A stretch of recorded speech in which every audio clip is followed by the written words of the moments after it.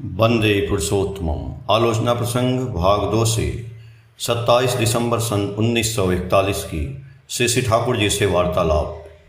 मनुष्य का जीवन दुर्गेय रहस्य से भरा रहता है। उसके आदि और अंत दोनों अज्ञात रहते हैं। इसलिए बीच का स्थूल जो वास्तविक है वह भी पूर्ण रूपेण समझ नहीं पाता है। जब वह वेत्ता पुरुष का संधान पाता है तो अज्ञानी की तरह उनसे बार बार प्रश्न पूछता है।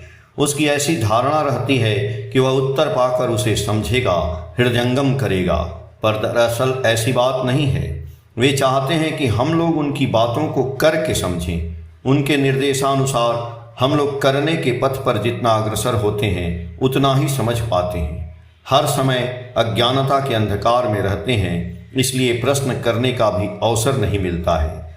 रात बीतते न बीतते जिज्ञासुओं का एक दल श्री ठाकुर के निकट बांध के किनारे तासू में पहुंच जाता है। बीच बीच में पक्षियों की चहचहाहट सुनाई पड़ती है। झील का दूसरा किनारा कुहासे में स्पष्ट नहीं दिख पड़ता है। उस पार का चर मानो अधिकांश साफ हो गया है। सरदना ने नाम के विषय में पूछा। श्री ठाकुर बिछावन पर बैठे हैं। दाहिने पैर के नीचे एक छोटी तकिया है और शरीर पतली कथरी से ढका है। आनंदित होकर कहने लगे, नाम कारण स्वरूप की स्पंदनात्मक प्रतिछवि है। आप, मैं या दुनिया की जो भी चीजें हैं सब कुछ नाम के ही विवर्तित रूप हैं।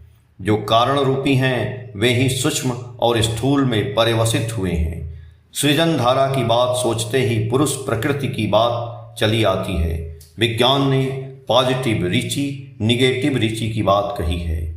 इन दो में ही आकर्षण, विकर्षण, आकुंचन और प्रसारण है। उसके जरिए ही स्पंदन लीलायित हो उठती है। पुनः स्पंदन में क्रिया प्रतिक्रिया होती रहती है। इस प्रकार छंदायित ताल से पारस्परिक संघात एवं संयोग वियोग के माध्यम से सृष्टि गुणित होती रहती है।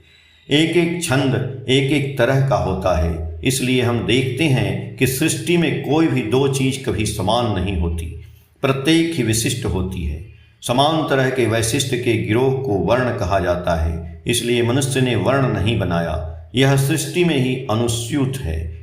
कहने का सार यह है कि वैशिष्ट्यवान स्पंदन के घात प्रतिघात एवं क्रिया प्रतिक्रिया का सारी दुनिया में परिप्लावन हो रहा है। इसके जरिए ही नित्य नवीन ढंग से सृष्टि उत्सारित हो रही है। कारण से सूक्ष्म में और सूक्ष्म से स्थूल में, स्थूल से सूक्ष्म और कारण राज्य में यदि जाना है तो जो स्पंदन नाना घात प्रतिघात एवं विभिन्न तरह से कितने रास्ते को तय करते हुए आज जिस रूप में है उसे ही अनुसरण कर चलना होगा। नाम उसी स्पंदन का ही प्राण बीज है। इसी नाम में सभी तरह के स्पंदन की तरकीब है। इसलिए इसे अनामी नाम कहा जाता है। यदि इस नाम को नामी के प्रति अनुराग रखकर सही रूप में अनुशीलन करें तो आपके सारे अतीत आपके सामने उद्भासित और उद्घाटित होंगे। आप बिल्कुल मूल में जा सकेंगे। जैसे आपके सामने एक गाछ में डोरी लगी है और उस डोरी की एक छोर कुछ दूरी में एक गाछ के साथ बंधी है। वह किस गाछ के साथ बंधी है यदि यह जानना चाहते हैं तो उस डोरी को पकड़कर आने से ही आप जान सकेंगे।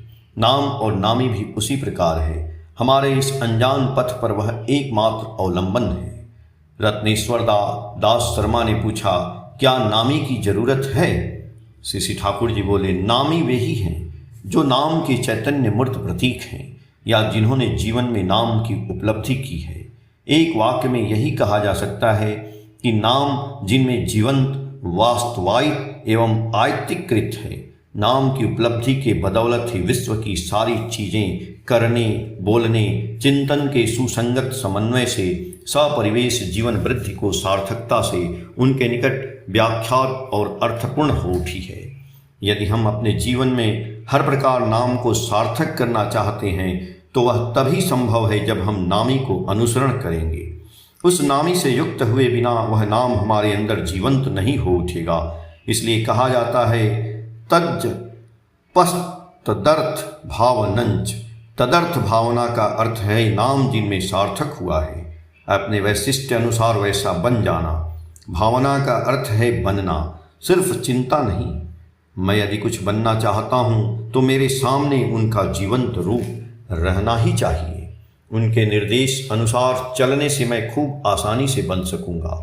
अपने वैशिष्ट्य अनुसार मुझे जैसा बनना चाहिए, इसकी मूल बात है उनके प्रति सक्रिय दिल का योग, टान का योग। तो आप देखें कि नामी की आवश्यकता कहाँ है। चुनीदा को देखते ही श्री ठाकुर ने हंसकर पूछा, क्या रे, क्या समाचार है? चुनीदा बोले, अच्छा ही। श्री ठाकुर बोले, केष्टोदा कहाँ है रे? चुनीदा बोले, घर पर। श्री ठाकुर जी बोले, क्या कर रहे हैं? चुनीदा बोले, पढ़ रहे हैं। श्री ठाकुर मधुर मुस्कान से बोले, केष्टोदा को पढ़ने का नशा कमता नहीं है। प्यारीदानंदी बोले कि इष्ट मूर्ति ध्यान की सार्थकता क्या है? श्री ठाकुर जी बोले, मनुष्य का वाहिक चेहरा ही उसके अंदर की प्रति छवि होता है। जो ज्ञानमय है, चिर चेतन है, उनकी मूर्ति का ध्यान करते रहने से उनके अंतर की संपदा भी हमारे निकट उद्भासित हो उठती है। ध्यान का अर्थ सिर्फ इष्ट के चेहरे की चिंता करना नहीं है, बल्कि उनके चाल चलन, आचार व्यवहार, चाह पसंद, निर्देश सब कुछ के विषय में ही चिंता करने की जरूरत है एवं अपने को भी उसी तरह नियंत्रित करना है। एक वाक्य में इष्ट स्वार्थ प्रतिष्ठा मूलक चिंता ही ध्यान है। मेरे अंदर गुण अवगुण जो कुछ भी रहें उसे किस प्रकार इष्टानुकूल बनाएंगे, वैसी चिंता ही ध्यान है। सिर्फ चिंता करके शांत होने से काम नहीं होगा, वास्तविक रूप से उस प्रकार चलना है, उसमें ही ध्यान की सार्थकता है। प्यारीदा ने बोला कि ध्यान काल में तो अनेकों तरह की अंट संट चिंताएं आती हैं।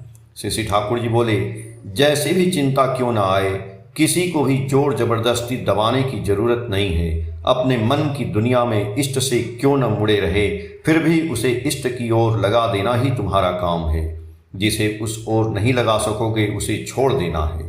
इष्ट के प्रति टान रहने से यह कार्य कभी कष्टकर प्रतीत नहीं होगा। जैसे किसी व्यक्ति के प्रति तुमने रूढ़ व्यवहार किया है, उसके लिए तुम्हें उससे क्षमा मांगनी चाहिए, पर अभिमान के कारण वैसा नहीं कर पा रहे हो। ध्यान करने बैठते हो तो वह बात तुम्हें पीड़ा देती है। जब ही तुमने इस चीज को पकड़ा तभी तुम्हारे लिए उचित है कि अपने सारे अभिमान को विसर्जन देकर यथाशीघ्र उसके साथ मेल मिलाप करना। इस प्रकार त्रुटियां कमती रहती हैं। कोई प्रवृत्ति और इष्ट स्वार्थ प्रतिष्ठा के पथ पर बाधा पैदा नहीं कर सकती। मनुष्य की शक्ति और आनंद बढ़ जाते हैं। जो अपने आप को इस तरह नियंत्रित करते हैं उनके लिए परिवेश को नियंत्रित करना और भी आसान हो जाता है। इसलिए अपनी किसी दुर्बलता को क्षमा नहीं करना चाहिए। आलोचना प्रसंग भाग 2 के पेज संख्या 256 से 259 तक। जय गुरु।